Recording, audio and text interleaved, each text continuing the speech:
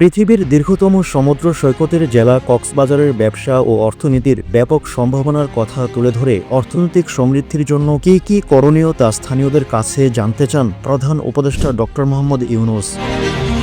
তিনি বলেন, বাংলাদেশের মানুষ যথেষ্ট ভাগ্যবান, কারণ তাদের একটি নিজস্ব সমুদ্র আছে যা বিভিন্ন দেশের সঙ্গে ব্যবসা করতে উদ্বুদ্ধ করে।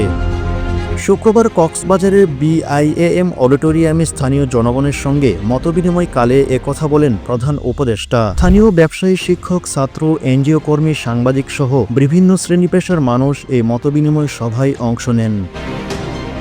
আলাপচারিতায় বেশিরভাগ অংশ জুড়ে চট্টগ্রামের আঞ্চলিক ভাষায় কথা বলেন ডক্টর মোহাম্মদ ইউনূস। উপস্থিত স্থানীয় সুধী সমাজ ও চট্টগ্রামের মানুষ ইউনূসের সঙ্গে স্থানীয় ভাষায় আলাপ চালিয়ে যান।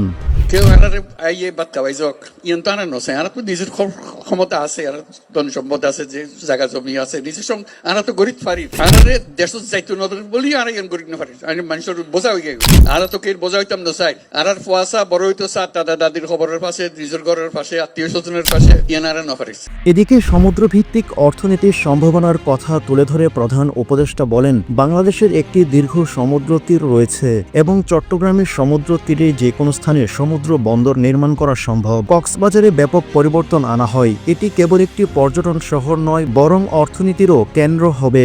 নেপাল এবং ভারতের সেভেন সিস্টার্সের কোনো সমুদ্র নেই, সে কথা তুলে ধরে ইউনূস পারস্পরিক সুবিধার্থে বাংলাদেশের সমুদ্র বন্দর ব্যবহারের প্রয়োজনীয়তার উপর জোর দেন।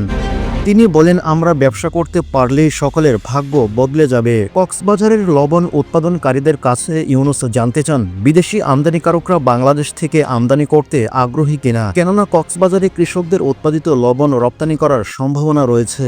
তিনি পাইলট ভিত্তিতে কক্সবাজারের বায়ুবিদ্যুৎ উৎপাদনের পাশাপাশি বায়ুশক্তির কাজে লাগিয়ে বিদ্যুৎ উৎপাদন সম্ভাবনা সম্পর্কেও খোঁজ নেন। স্থানীয় জনগণকে ভবিষ্যতে সুযোগগুলো কাজে লাগানোর আহ্বান জানিয়ে প্রধান উপদেষ্টা বলেন, কক্সবাজার অর্থনীতির একটি বৃহত্তর শক্তি এবং এটি তথ্য প্রযুক্তির একটি শহর হতে পারে। তিনি স্থানীয় জনগণের কাছে তাদের উপর রোহিঙ্গা অনুপ্রবেশের প্রভাব জানতে চান। কক্সবাজারের উন্নয়নে বিভিন্ন শ্রেণীপেশার মতবিনিময় সভায় মানুষ প্রধান উপদেষ্টার সামনে বিভিন্ন প্রস্তাব ও দাবি পেশ করেন। অন্যদিকে জাতিসংঘ মহাসচিব অ্যান্টনি গুতেরেসকে সঙ্গে নিয়ে বাংলাদেশের বিমানের একটি ফ্লাইটে শুক্রবার দুপুরে কক্সবাজারে পৌঁছান প্রধান উপদেষ্টা মোহাম্মদ ইউনূস। সেখান থেকে পরে উখিয়া রোহিঙ্গা শরণার্থী শিবিরে পরিদর্শনে যান। জাতিসংঘ মহাসচিব রোহিঙ্গা লার্নিং সেন্টার, রোহিঙ্গাদের সংস্কৃতি কেন্দ্র ও পাটজাত পণ্যের উৎপাদন কেন্দ্র পরিদর্শন করেন।